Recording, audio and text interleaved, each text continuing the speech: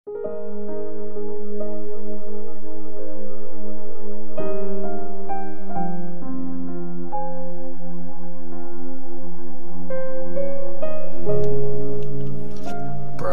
chapter 1. Mahalaga ang kasabihan. Mga kasabihan ni Solomon, anak ni David at hari ng Israel. Makakatulong ang mga ito para maging marunong ang mga tao at matuto sila at maintindihan ang mga salitang puno ng aral. Tinuturo ng mga ito kung paano maging matalino sa buhay, honest, makatarungan at patas. Dahil sa mga ito, tatalas ang isip ng mga walang alam at matututong mag-decide ng tama ang mga kabataan. Hayaan mong makinig ang mga marunong para dumami pa ang alam nila at ang mga matalino maging mahusay pa para maintindihan nila ang malalim na meaning ng mga kasabihan at palaisipang sinasabi ng matalino. Advice sa mga kabataan. Pag may takot ka kay Lord, yan ang simula ng pagiging marunong. Minamaliit ng mga walang alam ang karunungan at disiplina. Anak, makinig ka sa sinasabi ng tatay mo. Huwag mong baliwalain ang pangaral ng nanay mo. Parang korona ang mga yon sa iyong ulo at kwintas sa leeg mo. Anak, pag niyaya ka ng masasama na gumawa ng kasalanan, huwag kang pumayag. Pag sinabi nilang, tara, sama ka, may papatayin tayo. Trip lang, mag-abang tayo ng kahit sino lang diyan. Tingnan mo, buhay pa sila at malakas. Pero sa gagawin natin, siguradong diretso sila sa hukay. Kukunin natin lahat ng kayamanan nila. Ang mga bahay natin, pupunuin natin ng mga nakaw. Tara, sama ka sa amin. Hati-hati tayo sa makukuha natin. Anak, sa mga ganong tao, huwag kang sumama. Huwag mong sundan yung nilakaran nila. Nagmamadali silang gumawa ng masama at lagi silang handang pumatay ng tao. Walang kwentang maglagay ng trap pag nakatingin ang ibong huhulihin.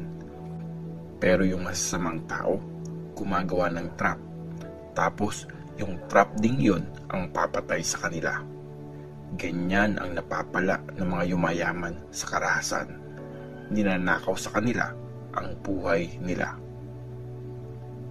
Makinig sa karunungan. Sumisigaw sa kalsada ang karunungan. Tumatawag ng malakas sa gitna ng bayan.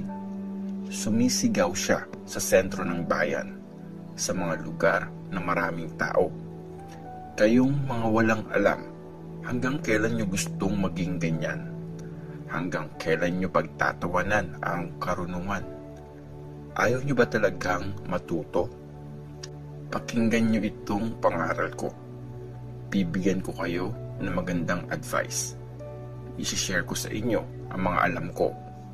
Nakailang tawag na ako sa inyo, pero di kayo nakikinig. Ilang beses ko na kayong in-invite, pero di nyo ako pinapansin. Binaliwala nyo lahat ng pangaral ko at ayaw nyo magpakorek sa akin. Kaya pag may nangyaring masama sa inyo, tatawanan ko lang kayo. Pag may kaguluhang dumating sa buhay nyo, aasarin ko lang kayo. Pag dumating ang gulo na parang bagyo, ang mga problema nyo na parang ipo-ipo, at pag nagkanda hirap-hirap na ang buhay nyo, tapos tatawagin nyo ako, pero di ako sasagot. Hahanapin nyo ako mabuti, pero di nyo ako makikita. Kasi ayaw nyong maging marunong.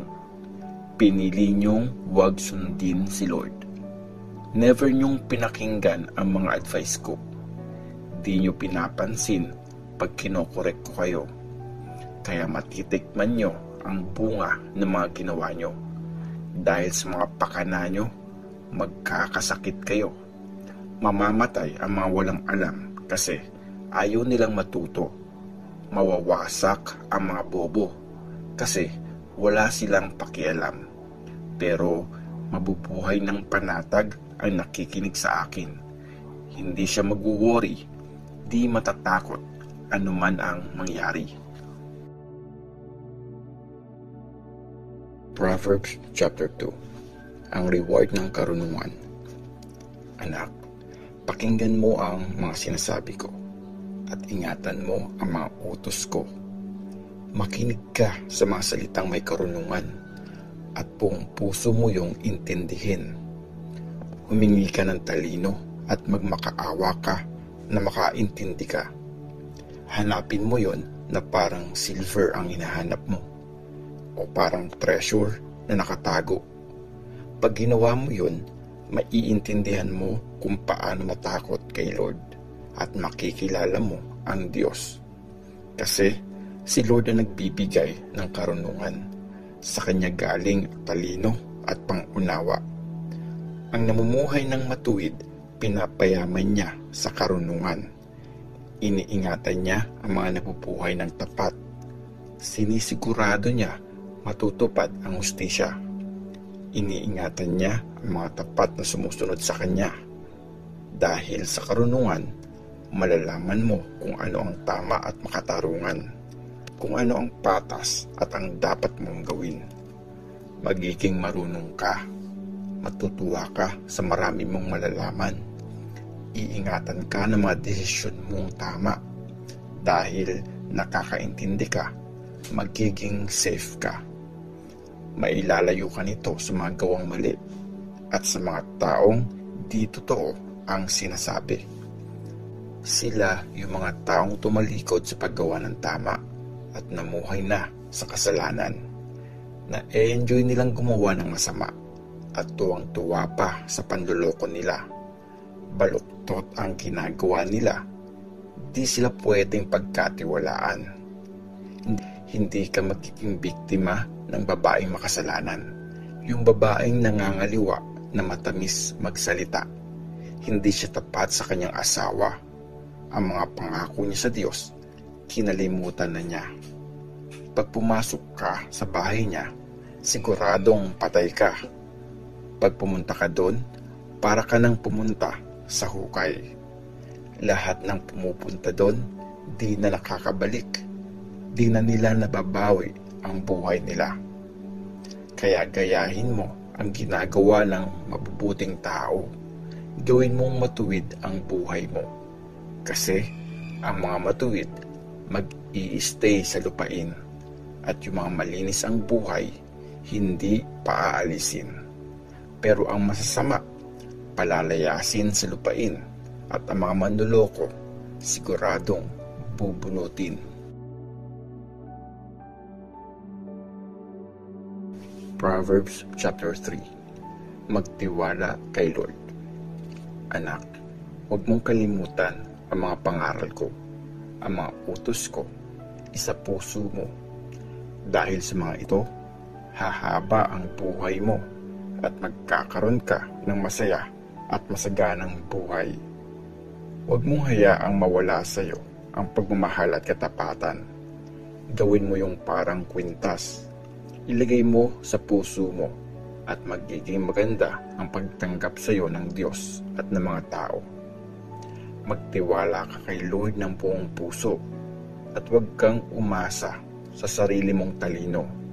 Sa lahat ng gagawin mo, hayaan mo siyang mag-lead sa iyo at ituturo niya sa iyo ang dapat mong gawin. Huwag mong isiping marami ka ng alam. Sundin mo si Lord at lumayo ka sa masama. Pag ginawa mo yun, magiging healthy ang katawan mo at lalakas ang iyong mga buto. I-honor mo si Lord gamit ang iyong kayamanan. Ibigay sa Kanya ang unang bunga ng lahat ng tanim mo. Pag ginawa mo yun, mapupuno ng ani ang iyong mga bodega at ang mga lalagyan mo mapupuno ng alak. Anak, pag dinidisiplina ka ni Lord, tanggapin mo yon. Huwag sasama ang loob mo. Pag kinokorek ka niya, kinokorek ni Lord ang mga mahal niya, gaya ng ginagawa ng isang tatay sa mahal niyang anak. Masaya ang taong nakahanap ng karunungan at nagkaroon ng pangunawa. Mas may pakinabang pa yon kesa sa silver. Mas mahalaga pa kesa sa gold. Mas mahal pa ang karunungan kesa sa mga alahas, at di siya mapapantayan ng kahit anong gusto mo. Nag-o-offer siya ng mahabang buhay. Nagbibigay din ng yaman at karangalan. Gagawin niyang masaya ang buhay mo. Ililid ka niya sa safe na landas. Para siyang puno na nagbibigay buhay. Masaya ang mga yumayakap sa kanya. Karunungan ang ginamit ni Lord nung create niya ang mundo. Sa kanyang talino, nilagay niya ang langit sa pwesto nito. Dahil sa kanyang karunungan, umagos ang mga ilog, at mula sa mga ulap, pumatak ang ulan sa mundo. Anak, maging marunong ka at magdesisyon ka ng tama. Lagi mong gawin yan. Dahil dyan, magkakaroon ka ng buhay. Yung mahaba at magandang buhay. Sa lahat ng gagawin mo, magiging safe ka. Hinding-hindi ka madadapa. Makakapahinga ka ng walang takot. Makakatulog ka ng mahimbing. Huwag kang matakot sa panganib na biglang darating o sa bagyong wawasak sa masasama. Kasi kay Lord, makakaasa ka dahil sa Kanya, di ka mahuhulog sa trap. Kung kaya mo namang gumawa ng mabuti, huwag mo na yung ipagkait sa mga nangangailangan nun. Huwag mo nang sabihin sa kapwa mo, balik ka na lang bukas, kung kaya mo naman siyang tulungan ngayon. Huwag ka magplano ng masama sa kapitbahay mo. Sila nakasama mo at may tiwala sa iyo. Huwag ka makipagtalo sa iba ng walang dahilan kung wala naman silang ginagawang masama sa iyo. Huwag kang mainggit sa bayolenteng tao at huwag mong gayahin ang mga ginagawa niya.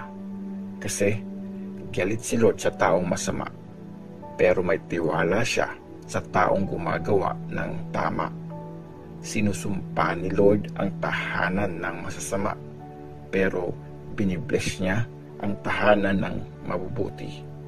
Iniinsulto niya ang mga mapang-insulto sa ibang tao, pero mabait siya sa mga humble. Ang marurunong ay irerespeto ng mga tao, pero mapapahiya ang mga bobo.